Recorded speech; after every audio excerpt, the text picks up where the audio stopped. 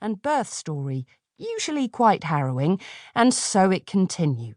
The first day of eating solids, the nursery, school, holidays. If you didn't have kids, then what did you actually post about?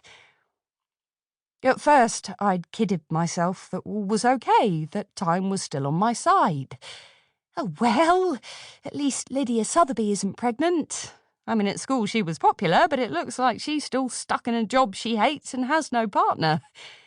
Then a couple of months later, I'd see a grainy, black and white scan photo with the declaration, 2 becomes 3, and I'd be, when had 1 become 2, let alone 3? Scrolling through Lydia's photos, I'd realised there was a photo 2 years back of a wedding ring which I hadn't even noticed. Why hadn't I been invited? And I'd have to find someone else from my past that hadn't yet done what we were all supposed to do. Oh, at least Angela Rogers hasn't had a baby, I'd chant to myself. But it wasn't just peer pressure. It was a biological thing. It was an ache. It was also the fact that my life was a pile of donkey manure, and without a child it would continue on the same trajectory, one that was ultimately very dull, until it was game over. Was Angela Rogers pregnant? I made a mental note to double-check on that. She'd been massively unpopular at school, had terrible acne and was tall, but not the kind of tall that men deal with easily. Aged 38, and time was running out. One older friend, 42, that I'd been to uni with, was already a grandma. This wasn't ideal, but at least she'd benefit from all those comments on how amazing she looked, how lucky she was to have got all the parenting wrapped up already. Though nowadays being a grandparent was tough and you were expected to pretty much do 50% of the childcare if you were capable. My 20s had been a blur of listening to Radiohead and staring out of various windows smoking, waiting for something important to happen. My 30s were when I started to realise that nothing important was happening and the onus was on me to make things happen. I'd never, in fact, felt a sense of agency over my life. This was changing now with my plan in place. But around 35, I realised the following.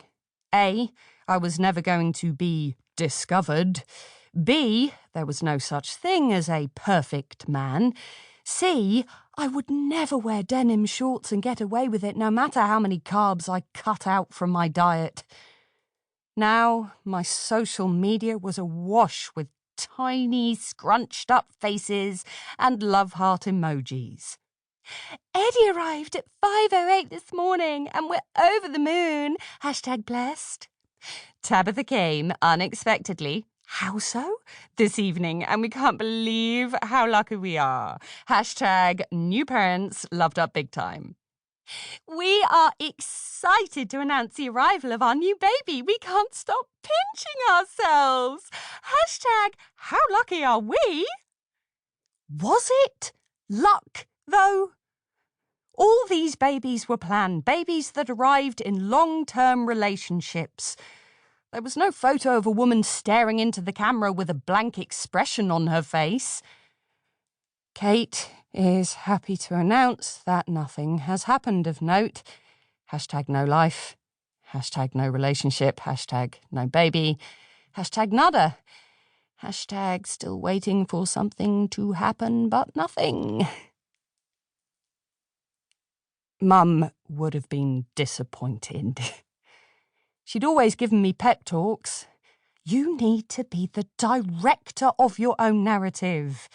Enjoy life, but make sure you have a great career and don't rely on anyone. Don't leave it too late. You have to plan and then plan some more. Her words echoed in my ears. She'd been worried about my lack of baby. In the later years, just before she died, she kept bringing children into our conversations. So, are you thinking about babies, Kate?